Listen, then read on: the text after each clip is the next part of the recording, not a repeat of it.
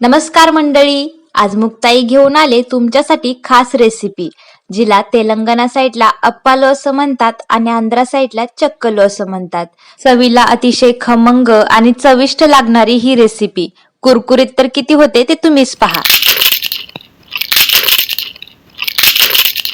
चला तर मग रेसिपीला सुरुवात करूया. त्यासाठी अर्धा किलो तांदळाचे पीठ घ्यायचे, त्यामध्ये चवीनुसार मीठ आणि 1 चमचाभर लाल तिखट टाकून घ्यायचं. थोडीशी भिजवलेली मुगाची आणि हरभऱ्याची डाळ टाकून घ्यायचे आणि 2 चमचे भिजवलेला साबुदाणा सुद्धा टाकून घ्यायचा आहे. आता त्यामध्ये हिरवी मिरची आणि आल्याची बारीक केलेली पेस्ट टाकून घ्यायची आणि भरपूर सारा बारीक चिरलेला कढीपत्ता टाकून घ्यायचा आहे. वरून 1 चमचाभर जिरं टाकून घ्यायचं आणि छान असं पीठ हाताने मिक्स करायचं. आता हे पीठ आपल्याला गरम पाण्यामध्ये मळवून घ्यायचे. त्यासाठी मी इथं गरम पाणी थोडंसं ओतलं आणि हाताला चटके भाजू नये म्हणून चमच्याने ते आधी हलवून घेतलं आणि आता त्याला छान असं हाताने थोडं थोडं पाणी ओतून मी मळून घेणार आहे. एकदम पाणी ओतायचं नाहीये, लागल तसंच पाणी ओतायचे.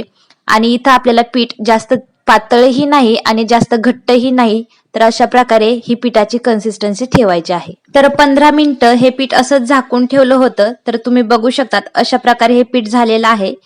आता या पिठाचे आपल्याला छोटे छोटे गोल गोळे करून घ्यायचे आहेत आणि राहिलेलं पीठ हे एका कपड्याने किंवा एखाद्या प्लेटने झाकून ठेवायचं आहे. तर मी इथं पुरी प्रेसच्या साह्याने तुम्हाला एक चक्कलू बनवून दाखवते. तर तुम्ही बघू शकतात खूप छान असे चक्कलू तयार होतात.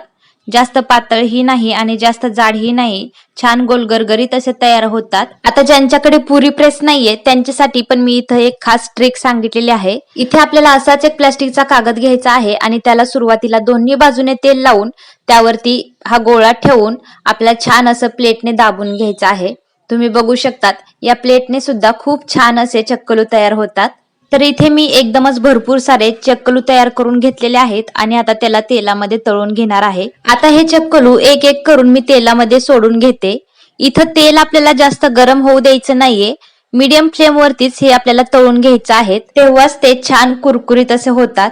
आता याला सोनेरी रंग येईपर्यंत आपल्याला तळून घ्यायचं आहे. यावरती तेलाचे जे छोटे छोटे बुडबुडे येतात ना, ते कमी झालं की समजायचं आपले चक्कलू इथं छान असे तळलेले आहेत. आता तुम्ही बघू शकता छान गोल्डन कलर आलेला आहे याला. आणि आता आपण याला बाजूला काढून घेऊया. तर इथं माझ्याकडे झाऱ्या नाहीये, त्यामुळे मी चमच्याचा वापर करून याला काढत आहे. तुम्ही इथं झाऱ्याच वापरा. तर मंडळी, इथं आपली आंध्रा स्टाईल चक्कलूची रेसिपी तयार आहे. कशी वाटली रेसिपी आणि या रेसिपीला महाराष्ट्रामध्ये काय म्हणतात ते सुद्धा कमेंट मध्ये सांगा. व्हिडिओ आवडल्यास लाईक, शेअर, सबस्क्राईब करायला विसरू नका. भेटूया पुढच्या एका व्हिडिओमध्ये. तोपर्यंत धन्यवाद.